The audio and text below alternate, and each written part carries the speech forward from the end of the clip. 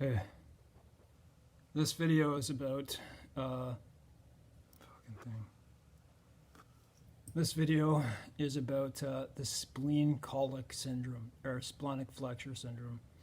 You can call it splenic colic, whatever. There's a whole bunch of names for that. It's just your gas and stool buildup in your spleen area and the flexure there. So this video is about the splenic, and I'm having an attack right now as I'm talking, so it's pretty tough. This one is on the splenic flexure syndrome psychology, and I make this because there is just no information about this, and there's no information about this. They don't talk really about any psychological things that happen.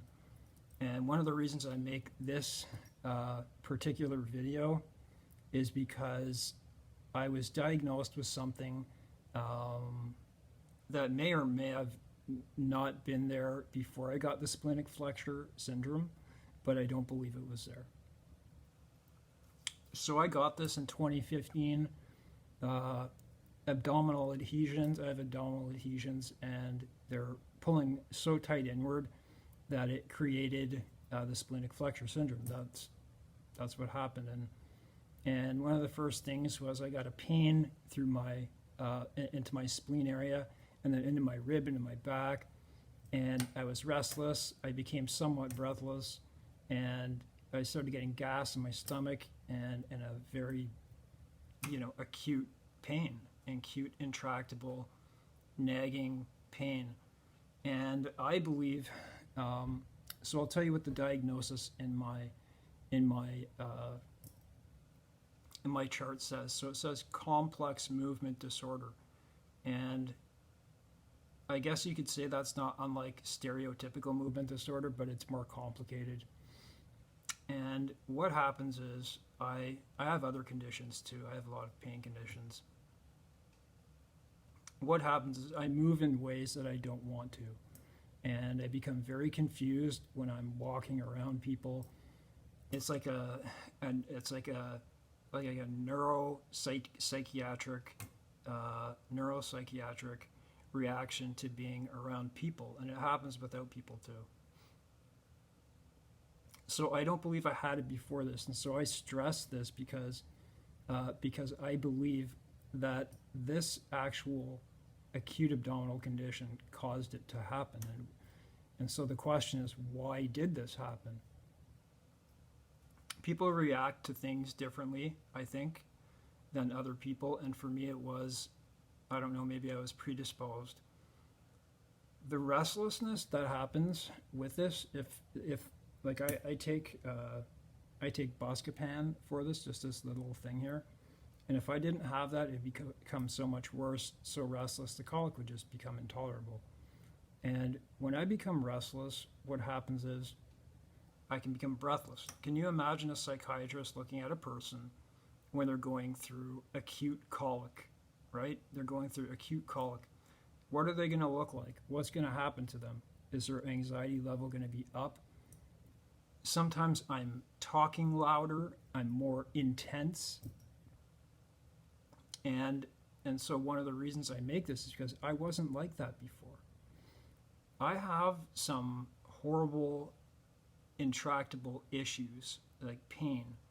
And I can tell you that this one is probably the one that I wish I didn't have the most. Oddly enough, compared to some of the other ones that I do suffer from. So I can go from 1 second, like the splenic flexure syndrome is a revolving thing. It just keeps, it dies off, it lets go, and then you eat, it may come back, and it's unpredictable. And so any of those psychiatric things can happen with it. That can be anxiety, that could be panic. And for me, they diagnosed me with complex movement disorder or complex tics because of it. It's unfortunate. And so another reason I made this is because I was looking through my medical charts, and I'm looking at it, and I'm seeing things that are said about me, and stuff that I just couldn't believe. And so I think for a lot, it destroyed a lot of my it destroyed my ability. Didn't destroy it, but it almost did, to be around people. And one of the reasons I don't want to be around people is because of that. Because I become so restless, I become confused, and well, like I said, the complex movement disorder. So again, I make this for people because if you look at the splenic flexure syndrome, you don't find a lot of information with that, with anything concurrent with that, any medical conditions, psychiatric conditions, or what happens to people. Because if you look,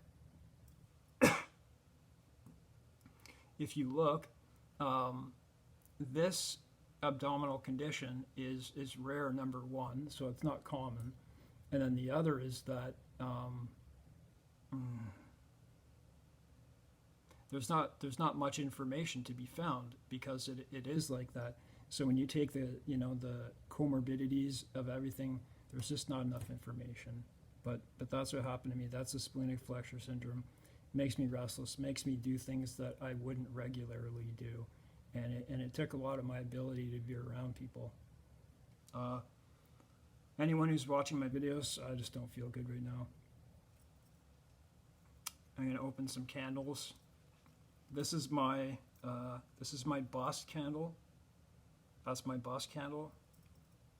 This is weird because I have to. Usually I just pull them out, but this one, just pull it out like this.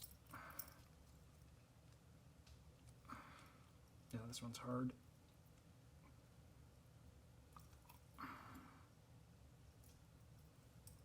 There you go. And then I have another one, which is a turkey. I'll take it out here. There he is right here.